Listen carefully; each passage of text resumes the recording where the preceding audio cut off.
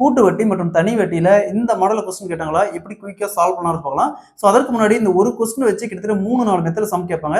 So இதை நல்லா understand பண்ணிக்கிட்டாவே போதும். இந்த மெத்தட்ல எப்படி சம் போட்டாலும் சரி நம்ம ஈஸியா சால்வ் பண்ணிடலாம். ஒரு குறிப்பிட்ட அசலானது 6 ஆண்டுகளுக்கு பிறகு ஒரு குறிப்பிட்ட தனி வட்டி வீதத்தில் 6 ஆண்டுகளுக்கு பிறகு கிடைக்கும் தனி வட்டியானது அசலில் இருந்து 60% எனில் அதே வட்டி வீதத்தில் அசல் 12,000க்கு 3 ஆண்டுகளுக்கு பிறகு கிடைக்கும் கூட்டு வட்டி என்னன்னு கேட்கிறாங்க. ஸோ இந்த மாடல் சம் கேட்டாங்களா? ஸோ இங்க பாருங்க கொஸ்டின் என்னங்கிறாங்க, அசல் என்னன்னு தெரியாது. ஸோ எக்ஸாம்பிளுக்கு 100 ரூபான்னு வச்சுக்கலாம். 6 வருஷத்துக்கு அப்புறம் ஒரு குறிப்பிட்ட வட்டி விகிதத்துல கிடைக்கக்கூடிய தனி வட்டி அமௌண்ட் பார்த்தோம்னா 60%. 60% அப்படிங்கிறது இந்த 100ல 60னா 60 ரூபா. ஸோ அப்ப அசல் 100 ரூபா, வருஷம் 6 வருஷம், தனி வட்டி இதற்கு கிடைக்கக்கூடிய தனி வட்டி பார்த்தோம்னா 60 ரூபானா வட்டி என்னன்னு இதுல ஃபர்ஸ்ட் கண்டுபிடிக்கணும்.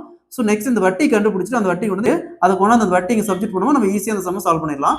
ஸோ ஃபர்ஸ்ட் இதுக்கு அசல் 100 ரூபா தெரியும், அதே மாதிரி ஆண்டு 6 ஆண்டு, தனி வட்டி 60 ரூபான்னு தெரியும். அப்ப வட்டி கண்டுபிடிக்க தனி வட்டிக்கான ரேட் ஆஃப் இன்ட்ரெஸ்ட் கண்டுபிடிக்க rate of interest equal to simple interest into 100 வகுத்தல் principal into number of years.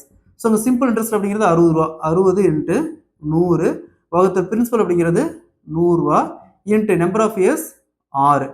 So இந்த 100க்கு 100 அப்படியே கேன்சல் பண்ணலாம். 60 6ஆல் கேன்சல் பண்ணா 10. ஸோ அப்போ 10%. ரேட் ஆஃப் இன்ட்ரெஸ்ட் பாருங்க 10%, தனி வட்டி 10%. ஸோ இதே வட்டி தான் நம்ம இங்கே அப்ளை பண்ணோம். ஸோ நம்ம இதில் பாருங்க அசல் தெரியும், வருஷம் தெரியும், கூட்டு வட்டி தெரியும். ஸோ அப்போ கூட்டு வட்டி பர்சன்டேஜ் தெரியும். அப்போ நம்ம கூட்டு வட்டி எப்படி கண்டுபிடிக்கணும்? ஸோ இப்போ இங்கே எவ்வளோ என்ன இருக்குது? அசல் 12,000, அசல் 12,000 இன்ட்டு வட்டி 10%. 10% எப்படி எழுதுவோம்? 10 வகுத்தல் சதவீதத்துக்கு 100 எழுதுவோம். 0 0 கேன்சல் ஆயிரும். இப்போ பேலன்ஸ் பார்த்தோம்னா 1 வகுத்தல் 10 இருக்கும். ஸோ இந்த 10 டினாமினேட்டர் எழுதிக்காங்க. இது ரெண்டையும் ஆட் பண்ணி 10 + 1 11, 11 நியூமரேட்டர் போட்டுருக்காங்க. 3 டைம் 11 வகுத்தல் 10 இன்ட்டு 11 வகுத்தல் 10. ஏன்னா அங்கே 3 வருஷம் சொல்லியிருக்காங்க. அப்போ 3 வருஷம் 3 டைம் ரைட் பண்ணிட்டோம்.